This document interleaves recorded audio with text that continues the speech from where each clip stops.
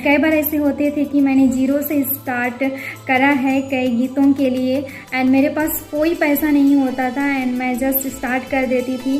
प्रार्थना में रखती थी कि परमेश्वर, यदि मैं तेरी महिमा के लिए गीत को बना रही हूँ तो तू मेरे लिए सब कुछ उपाय करेगा। यीशु तोर बिना मोर जीवन सुना रे, मसीह तोर बिना मैं जबो कहाँ रे। दहर सच्चाई जीवन तो ही है किस प्रभु, यीशु तोर बिना मैं जबो कहाँ रे।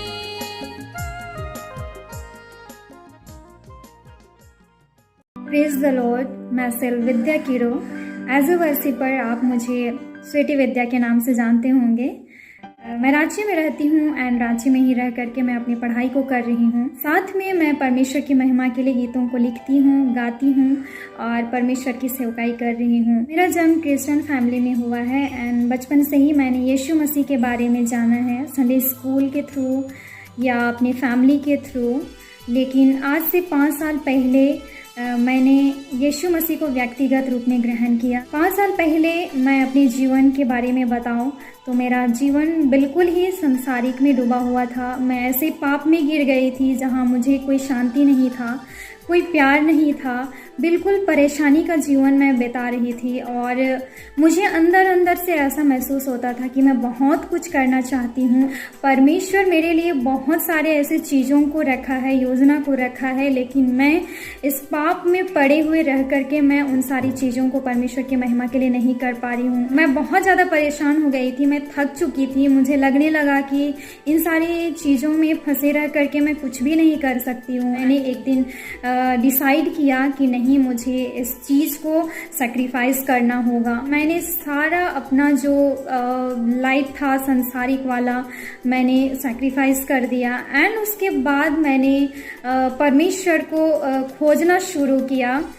कई बार मैं जीसस कॉल्स के प्रेयर अटेंड की एंड कई बार ऐसे गॉस्पेल प्रोग्राम मैंने अटेंड करा। फिर धीरे धीरे ऐसा हुआ कि हम लोग अपने रूम में ही फेलोशिप स्टार्ट किए। इस फेलोशिप में मेरे ऐसे लीडर्स मिले जो कि मुझे हमेशा गाइड किए, लीड किए कि कैसे अपने जीवन को बिताना चाहिए। धीरे धीरे परमेश्वर ने मेरे जीवन में कार्य करना शुरू किया एंड 2016 में मैंने यीशु मसीह को अपना जीवन सौंपा। उसके बाद मैं धीरे धीरे अपने जीवन में यीशु मसीह को महसूस करने लगी, पवित्र आत्मा को महसूस करने लगी। यीशु मसीह ने मेरा सब कुछ, जितनी परेशानियां थी, जितने दुख थी, जितने टेंशन थी और जितना बंधन था, परमेश्वर ने खोल दिया और मेरे लिए एक रास्ता को तैयार किया। टेस्टीमनी की बात करूं तो मेरे लाइफ में बहुत सारे टेस्टीमनी हैं, लेकिन जो मेरे दिल के करीब है, जो सबसे बड़ा गवाही है,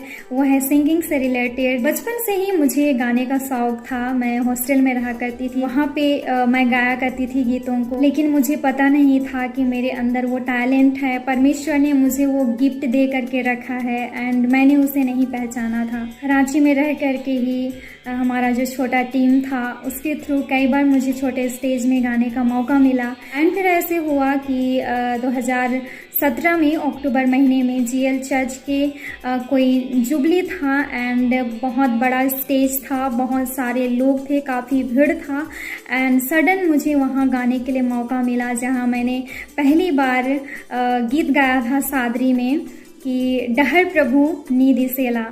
एंड उस प्रोग्राम में मेरा एक कज़न भाई भी आया हुआ था, लेकिन जब गीत को मैं गा रही थी तो स्टेज के पीछे बैक साइड से वो सुन रहा था। उसके मन में आया कि ये तो मेरी बहन का आवाज़ लग रहा है। वो स्टेज के सामने साइड आ करके देखा तो मैं ही गाना गा रही थी। फिर गाना गाने के बाद जब मैं स्टेज के पीछे गई तो वो मिला भी, बट वो वैसा कुछ बोला नहीं। फिर दिसंबर का महीना आया, क्रिसमस सीजन चल रहा था, तब वो मेरे को अचानक कॉल करता है और बोलता है कि जब उस प्रोग्राम में मैंने तुम्हारा सॉन्ग सुना, तुम्हारा आवाज़ काफ़ी अच्छा लगा, मेरे दिल को छुआ एंड उसने ऑफर किया अपने स्टूडियो में, क्योंकि वो स्टूडियो में काम किया करता था। मुझे बहुत अच्छा लगा कि मुझे प्रभु के गीत को गाने का मौका मिल रहा है, वो भी सोशल मीडिया में, यूट्यूब के लिए। सो मैंने हाँ करा एंड मेरा फर्स्ट सॉन्ग था जो कि हॉलीवुड स्टूडियो रांची में है, चला रे जब है बैतुलम गाँव, क्रिसमस सॉन्ग, एंड जिसे बहुत सारे लोग पसंद किए, काफ़ी अच्छा रिस्पॉन्स रहा रहा। एंड उसके बाद मुझे फिर से 2018 में उसी चैनल के लिए फिर से ऑफ़र मिला, सुनसान रात में करके क्रिसमस सॉन्ग है, और उसको भी इतना सारा प्यार मिला, इतने अच्छे रिस्पॉन्स मिले।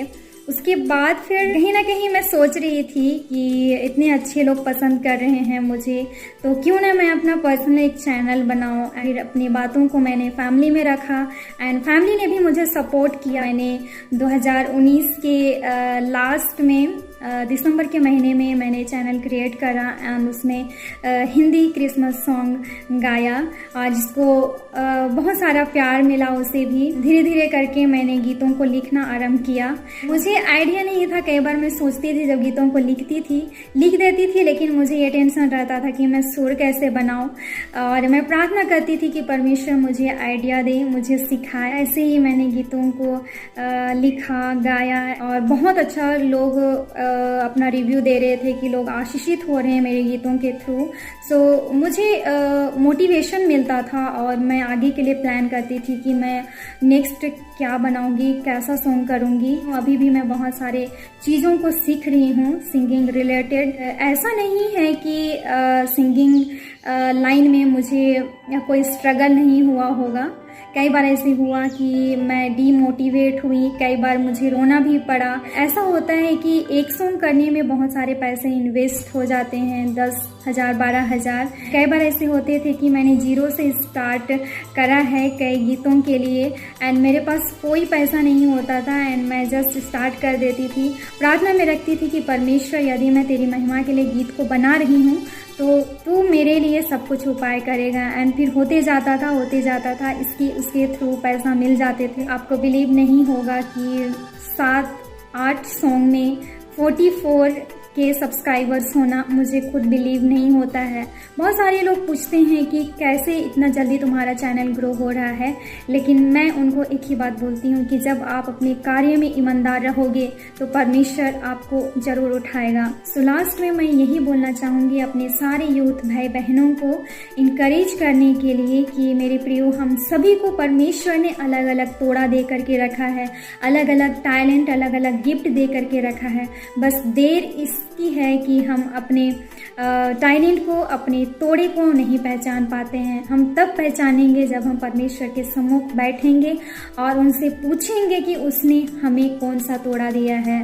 ठीक है, पढ़ाई ज़रूरी है, लेकिन साथ ही हमें परमेश्वर के काम को भी करना बहुत ज़रूरी है। आप पढ़ाई करिए, उसके लिए आपको कोई मना नहीं करेगा, लेकिन जो टैलेंट, जो गिफ्ट परमेश्वर ने आपको दिया है, यदि आप उसको परमेश्वर के लिए इस्तेमाल करोगे तो सब कुछ आपके लिए हो जाएगा। जैसे वचन कहता है कि सबसे पहले तुम परमेश्वर के राज्य और धर्म की खोज करो तो ये सब वस्तुएं तुम्हें यूं ही मिल जाएगी। यदि आपके पास जो भी गिफ्ट हो, चाहे आपको नाचने का गिफ्ट हो, वचन प्रचार करने का गिफ्ट हो, प्रार्थना करने का गिफ्ट हो, तो आप जरूर उसे परमेश्वर के लिए खर्च करें, इस्तेमाल करें। परमेश्वर आपके कार्य में वो जरूर सफलता देगा।